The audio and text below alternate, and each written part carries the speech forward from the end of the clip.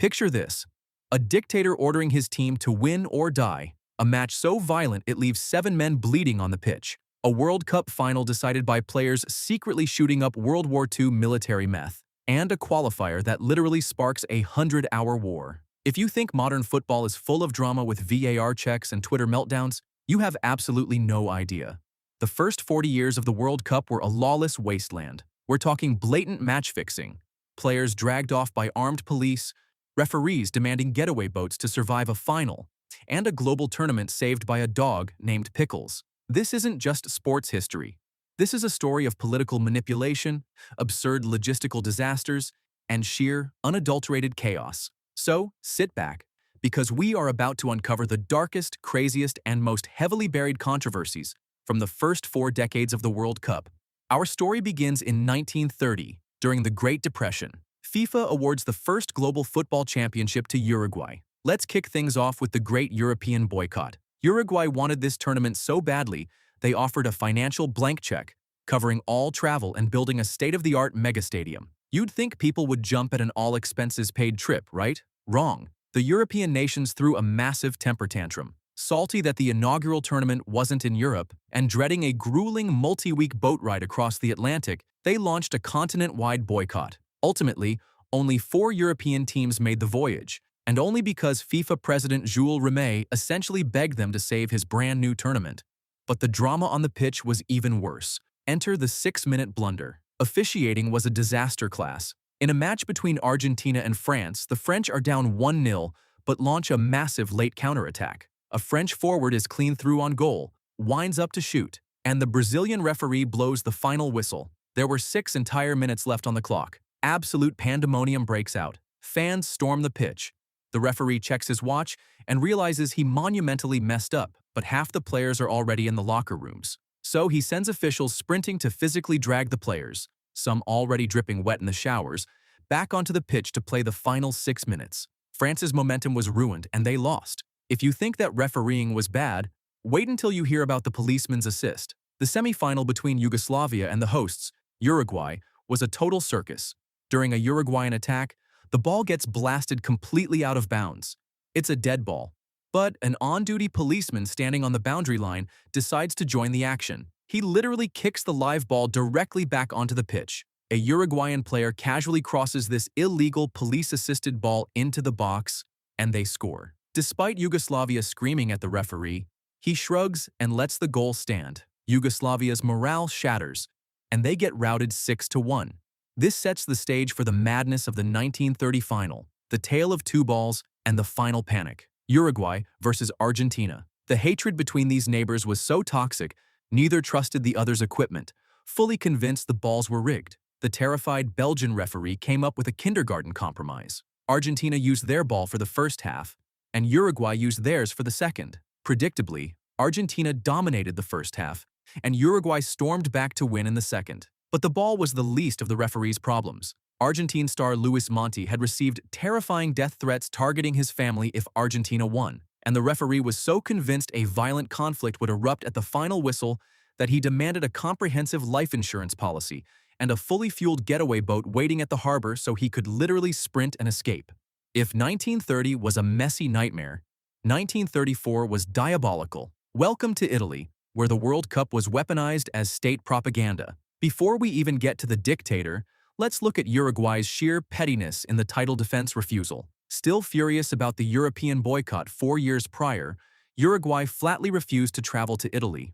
To this day, they are the only defending champion too petty to show up. Meanwhile, fearing European clubs would poach their players, Argentina and Brazil sent heavily weakened amateur squads. With the South American powerhouses sidelined, dictator Benito Mussolini got to work on poaching the Oriundi. To prove fascist superiority, Mussolini exploited a massive legal loophole regarding ancestry to naturalize elite South American players of Italian descent. His prized acquisition? Luis Monti. Yes, the exact same guy who played for Argentina in the 1930 final and got death threats was suddenly anchoring the midfield for Italy. But buying a super team wasn't enough. Brace yourselves for the Battle of Florence. The quarterfinal between Italy and Spain was a literal bloodbath. Italian players realized the referee wasn't calling fouls, so they just started hunting the Spanish players for sport, with unpunished, bone-crushing challenges. The match ended in a draw, but the damage was catastrophic. 7 Spanish players were severely injured, including their legendary goalkeeper, who literally had his ribs broken. Because penalty shootouts didn't exist yet, they played a replay the very next day. Spain's decimated squad had to field a makeshift lineup, and Italy easily advanced. And it only gets shadier, with Mussolini's masterpiece, prearranged officiating. The night before the semi-final against Austria, the Swedish referee Ivan Eklund was reportedly invited to a private dinner with Mussolini. What a coincidence. The next day, Eklund's officiating was so incredibly biased, it felt like sketch comedy. At one point, when an Austrian player played an aerial pass to put their attacker clean through, Eklund physically intercepted it. He literally headed the ball back to the Italian defense. Italy won, and Eklund was conveniently selected to referee the final, which Italy also won. By 1938, the world was standing on the precipice of World War II, and the tournament was completely overshadowed by the dark cloud of fascism. Right out of the gate, FIFA caused chaos with the broken hosting rotation. There was an informal agreement that hosting would alternate between Europe and South America. Since Italy hosted in '34, Argentina expected to host in '38. When FIFA handed the tournament to France instead, Argentina launched a complete boycott. Uruguay stood in solidarity, leaving Brazil as the single, lonely South American team willing to cross the ocean. But the real tragedy was happening across Europe, leading to the annexation of Austria. Just 3 months before the tournament, Nazi Germany annexed Austria. Overnight, Austria's sovereign nation and incredibly talented football team were dissolved. The Nazi regime forced elite Austrian players into the German squad, making them wear the swastika. But Austria's greatest superstar, Matthias Sindelar, publicly defied the regime, citing phantom injuries to avoid playing for Germany. It was a massive embarrassment for the Nazi propaganda machine. Less than a year later, Sindelar and his girlfriend were found dead in his apartment, under highly suspicious circumstances. Meanwhile, Italy was fully leaning into its villain era. Enter the all-black kit provocation. During their quarterfinal against host nation France, the Parisian stadium was absolutely packed with hostile, anti-fascist locals. Since both teams wore blue, standard protocol dictated Italy wear their alternative white jerseys. Mussolini said absolutely not? No. He personally ordered the Italian squad to wear custom, jet black uniforms, the official color of his violent fascist paramilitary forces. As the crowd booed mercilessly, the Italian team delivered a prolonged fascist salute, keeping their arms raised and raised until the entire stadium tired themselves out. It all culminated right before the final with the win-or-die ultimatum. A telegram was delivered directly to the Italian dressing room from Mussolini himself. It contained exactly 3 words: vincere o morire, win or die. When a ruthless dictator sends you that message, you don't take it as a metaphor. Italy won, 4-2. Afterward, the Hungarian goalkeeper delivered one of the most chilling, haunting quotes in sports history. He said, "I may have let in 4 goals, but at least I saved the lives of 11 men." Then, World War II ravaged the globe, and the tournament? It went completely, utterly dark, until 1950. The host? Brazil. Let's dive into the round-robin financial ultimatum. To cover the massive, overwhelming cost of building brand-new stadiums, Brazil gave FIFA a straight-up mafia-style ultimatum. Change the tournament to a round-robin league format to maximize ticket sales, or we quit as hosts. Desperate and with 0 options, FIFA completely caved. But get this, Brazil didn't even finish building their monumental Maracanã stadium. When the opening match kicked off, spectators literally had to navigate active construction scaffolding and step over wet cement just to find a seat. The tournament brackets were a total joke, leading to ghost groups and the Indian barefoot myth. Post-war financial ruin created bizarre ghost groups. Group 4 literally only had 2 teams, Uruguay and Bolivia. Uruguay played 1 match, destroyed Bolivia 8-0, and advanced completely rested. Also, let's bury a massive internet myth. India didn't withdraw because FIFA banned them from playing barefoot. The real reason was way more boring. Their federation cared more about the Olympics, had 0 money for travel, and was so administratively disorganized, they literally missed the travel window. No barefoot bans, no dramatic conspiracy, just bad management. But the defining story of 1950 is Brazil's catastrophic hubris, leading to some incredibly premature celebrations. Because of the weird round-robin format, Brazil only needed a draw in their final match against Uruguay to win the World Cup. The Brazilian media treated it like a coronation. On match day, newspapers printed photos of the Brazilian team headlined, "Here are the world champions," and Rio's mayor congratulated them before the game even started. Uruguayan captain Obdulio Varela took it personally. He bought dozens of copies of that newspaper, threw them on the team's restroom floor, and instructed every player to use them as a toilet before the match. That wasn't confidence. That was fuel, and Uruguay was about to make Brazil pay for every single headline.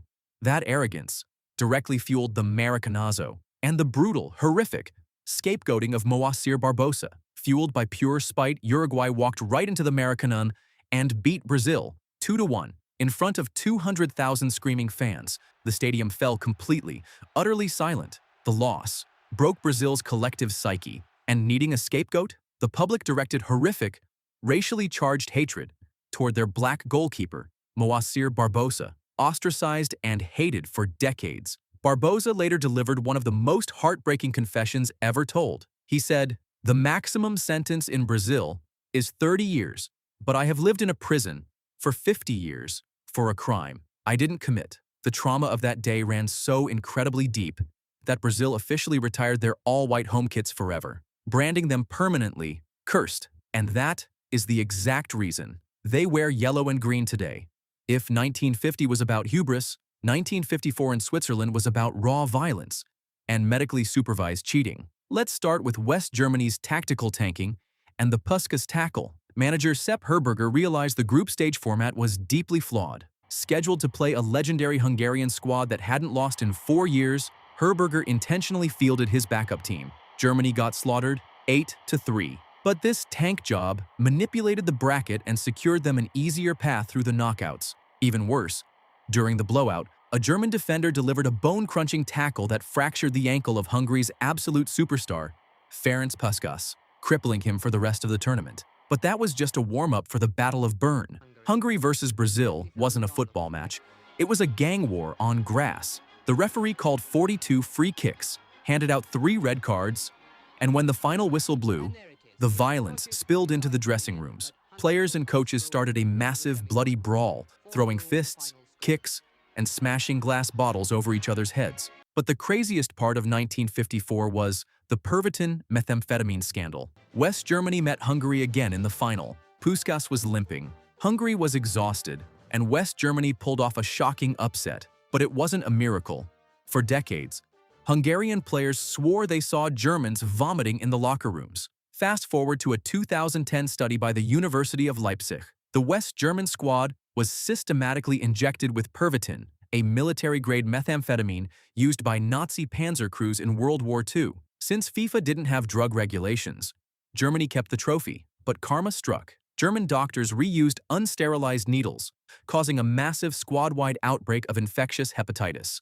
To add insult to injury, we have the disallowed equalizer. In the 86th minute of that final, a heavily limping Puskás scored a brilliant goal to tie the game. A Welsh linesman flagged it for offside, but modern digital archiving has conclusively proven Puskás was entirely onside. Hungary was robbed. The 1958 World Cup in Sweden makes 1954 look perfectly organized. First up is the geopolitical qualification farce. Political tensions in the Middle East skyrocketed, and every single nation drawn to play Israel, including Turkey and Egypt, completely boycotted. Israel was about to qualify for the World Cup by default, without playing a single minute. Panicking, FIFA instituted an emergency lottery for European teams who had missed out. Wales won the lottery, beat Israel in a playoff, and snatched the spot. Meanwhile, France was dealing with the FLN secret defection. 2 months before the tournament, several elite French players of Algerian descent secretly packed their bags in the middle of the night, abandoned their domestic clubs, and smuggled themselves into Tunisia. Recruited by the National Liberation Front, they formed a rebel Algerian national team to fight for independence against French colonial rule, instantly destroying France's World Cup prep. The actual matches were just as toxic in the German-Swedish cultural Cold War. The semi-final between Sweden and West Germany triggered a hostile meatball Cold War. Swedish organizers deployed official field-side cheerleaders with massive megaphones, screaming at the German players. On the pitch, it was a bloodbath. Germany was reduced to 9 men and lost 3-1. The diplomatic fallout was hilarious. Furious German tourists canceled Swedish vacations. German gas stations refused to serve Swedish drivers. And German restaurants permanently deleted Swedish meatballs from their menus.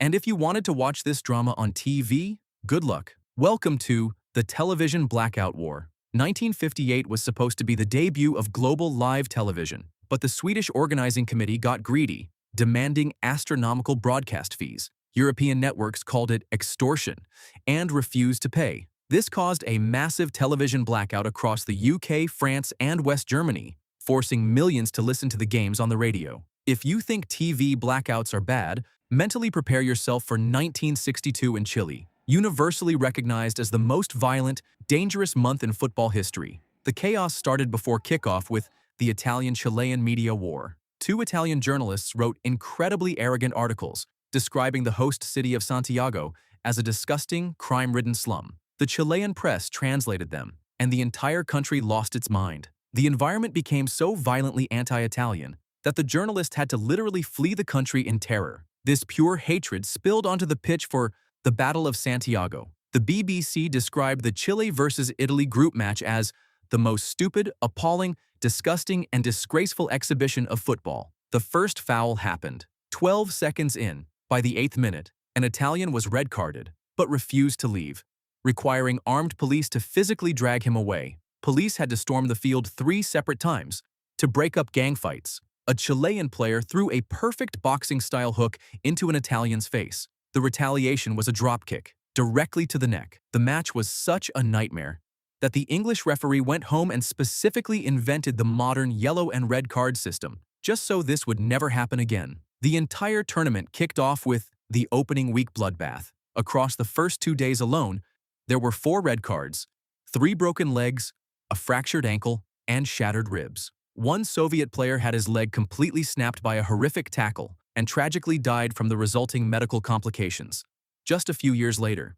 Then there was Brazil pulling strings with the disappearing linesman loophole. Their superstar, Garrincha, was given a red card for retaliating against violent tackles, meaning he was suspended for the final. Brazil flexed their political muscle to appeal, but the key witness to Garrincha's violence, a Uruguayan linesman, mysteriously packed his bags and vanished from Chile just hours before the disciplinary hearing. With no witness to testify, FIFA just threw up their hands, dropped the suspension, and let Garrincha play. A totally unexplainable coincidence.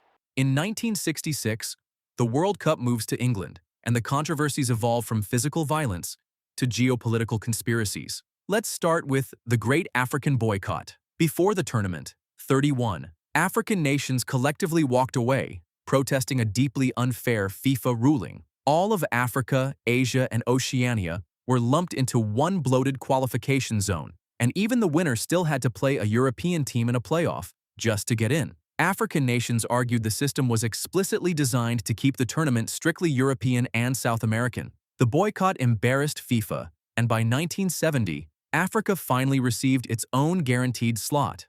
But the real embarrassment for England was the heist and Pickles the dog. 4 months before kickoff, a thief casually bypassed guards and stole the solid gold World Cup trophy from an exhibition. Scotland Yard was baffled. The most prestigious prize in sports was ultimately recovered by a mixed-breed dog named Pickles, who found it wrapped in old newspaper under a garden hedge. Pickles became a global icon and was literally invited to the official England victory banquet. The knockout stages were drowning in the Anglo-German quarterfinal conspiracy. South American teams were convinced the English FIFA president was rigging the tournament for European teams. In the quarterfinal, a German referee sent off Argentina's captain for violence of the tongue. The problem? The referee only spoke German, and the captain only spoke Spanish. He was sent off for his tone. Furious, the captain sat directly on the Queen's red carpet and aggressively wrinkled a British corner flag. On that same day, an English referee ignored a blatant German handball to eliminate Uruguay. The South Americans were furious. But nothing compares to the 1966 ghost goal. In the final, England's Geoff Hurst blasted a shot that hit the crossbar, bounced straight down onto the goal line, and was cleared away. A Soviet linesman vigorously pointed to the center circle, awarding the goal, and England won the World Cup. For 50 years, Germans swore it never crossed the line. Recently, 3D tracking technology conclusively proved the ball did not fully cross the line, missing by exactly 6 centimeters. The greatest moment in English football history is a mathematical lie. Finally, we arrive at 1970 in Mexico, the dawn of color television, corporate sponsors, and literal warfare. First up is the 100-hour football war. During the 1969 qualifying rounds, neighboring countries El Salvador and Honduras faced off. Due to deep geopolitical disputes, the matches were the spark that lit the powder keg. Fans rioted, diplomatic ties were severed, and the two countries went to a 4-day military war, resulting in over 3,000 casualties. Meanwhile, the reigning champions dealt with unbelievable drama in the Bogota bracelet frame-up.